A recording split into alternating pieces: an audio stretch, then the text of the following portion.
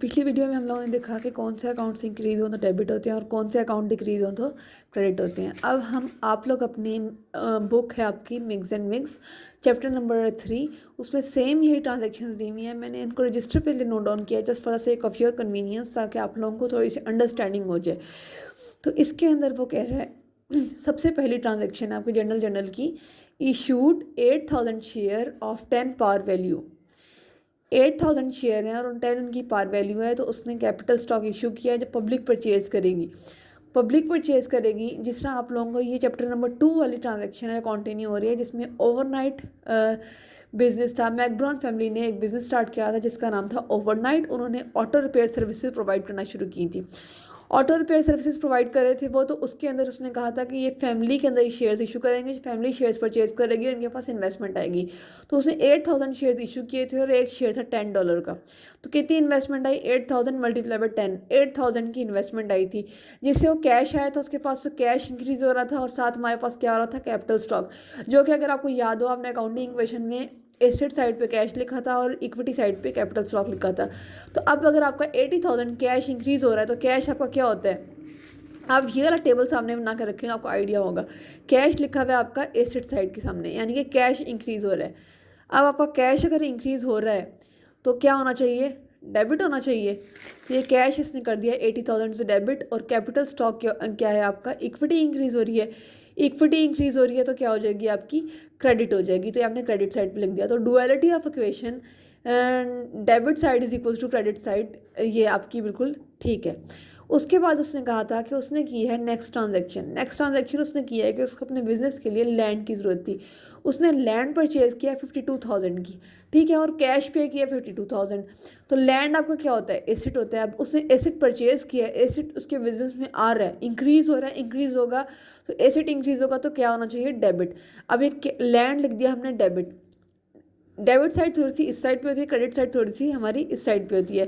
और अगर आपने इसको लिखना हो तो ये प्रॉपर आएगा इसी फॉर्मेट में कि पहले आप डेट लिखते हैं कि इस डेट को परचेज किया, फिर यहाँ पे आएगा आपका लैंड 52,000 डेबिट साइड पे, कैश 52,000 क्रेडिट साइड पे, और नीचे आप एक्सप्लेनेशन लिख देते हैं परचेज लैंड फॉर 52,000 कैश। आपकी बुक में बिल्कुल ऐसे ही फॉर्मेट में लिखा हुआ है।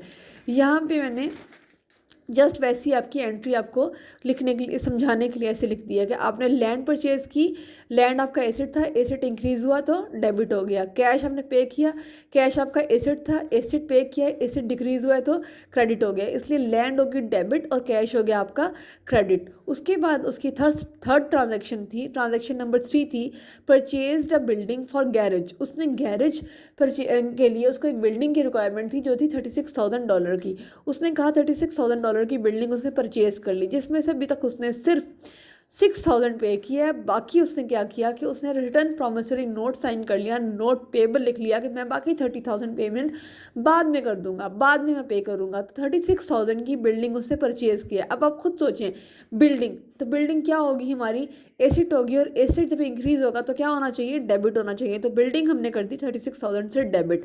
उसके अगेंस्ट उसने क्या किया? उसने पे किया कैश। कैश पे किया 6,000। कैश हमारा क्या होता है? एसेट होता है। आप बेशक ये वाला टेबल खोल के देख लें, कैश हमारा क्या होता है? एसेट होता है। एसेट उसने पे किया है, उसके पास से गया है, निकल गया, कम हो रहा है, तो एसेट कम हो रहा है तो क्या होना चाहिए?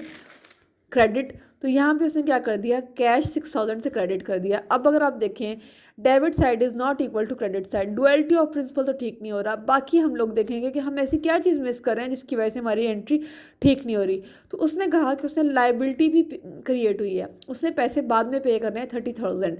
नोट पेबल लिखा है, लाइबिलिटी है। लाइबिलिटी जब इंक्रीज होती है तो क्या होती है? पेएबल्स हमारे क्या होते हैं? हमारी लाइबिलिटी होती है। ऐसी पेमेंट जो हमने फ्यूचर में पे करनी है हमारी लाइबिलिटी होती है। अब उसने लाइबिलिटी है, पैसे उसने फ्यूचर में पे करने हैं, लाइबिलिटी इंक्रीज हो रही है तो क्या होनी चाहिए? क्रेडिट।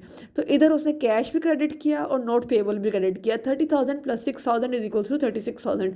यानी कि बिल्डिंग ली थी 36,000 की, जिसमें से उसने कैश पे किया था 6,000, लाइबिलिटी क्रिएट की थी 30,000 की। तो डुअलिटी ऑफ प्रिंसिपल फिर ठीक हो गया। Debit side is always equals to credit side.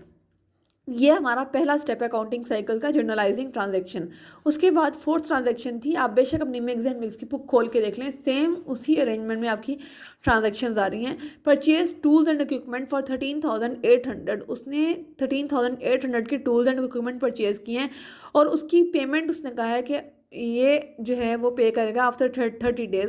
उसने जो है अकाउंट पेबल का है रिटर्न प्रॉमिस नहीं किया, तो टूल्स एंड इक्विपमेंट हमारा एसेट इंक्रीज होगा, तो 13,800 से हो जाएगा डेबिट, और अकाउंट पेबल हमारा हो जाएगा 13,800 से क्रेडिट। अब सोचें क्यों होगा, क्योंकि टूल्स एंड इक्विपमेंट हमारा एसेट है तो वह इंक्रीज हो रहा है तो डेबिट हो रहा है, और अकाउंट पेबल हमारा क्या है, ये देखें लाइबिलिटी है, और लाइबिलिटी इंक्रीज हो रही है तो क्या हो रही है, क्रेडिट हो रही है। इसलिए हमने टूल्स एंड इक्विपमेंट डेबिट किया और अकाउंट पेबल हमने कर दिया क्रेडिट। अब उसने कहा कि उसको एहसास हुआ कि 13,800 के टूल्स एंड इक्विपमेंट मैंने परचेज तो कर लिए हैं, लेकिन मुझे फालतू आ गया, इसमें से 1800 मेरे किसी काम के नहीं है, तो वो किसी को आगे सेल कर रहा है, और सेल कर रहा है तो वो पैसे भी फ्यूचर में रिसीव होंगे, अभी पैसे नहीं मिल रहे।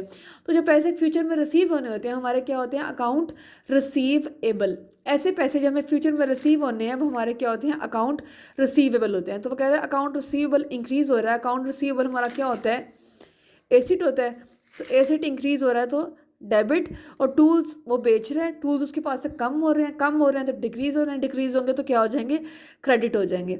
इसके बाद वो कह रहा है कलेक्शन ऑफ रिसीवेबल्स, यानी कि उसको ये 1800 था, इसमें से 600 उसको रिसीव हो रहा है, 600 उसके पास कैश आ रहा है। कैश हमारा क्या होता है, एसेट, एसेट इंक्रीज होगा तो डेबिट होगा, और अकाउंट रिसीवेबल हमारा क्या होता है, एसेट, एसेट अब कम हो रहा है। पहले उसने 1800 रिसीव करना था, अब उसमें से 600 उसको रिसीव हो गए, पीछे कितने रह गए, 1200, यानी कि हमारे अकाउंट रिसीवेबल कम हो रहे हैं। अकाउंट रिसीवेबल हमारा एसेट है, एसेट कम हो रहा है तो क्या हो जाएगा, क्रेडिट हो जाएगा, अकाउंट रिसीवेबल 600 से हमारा क्रेडिट हो जाएगा।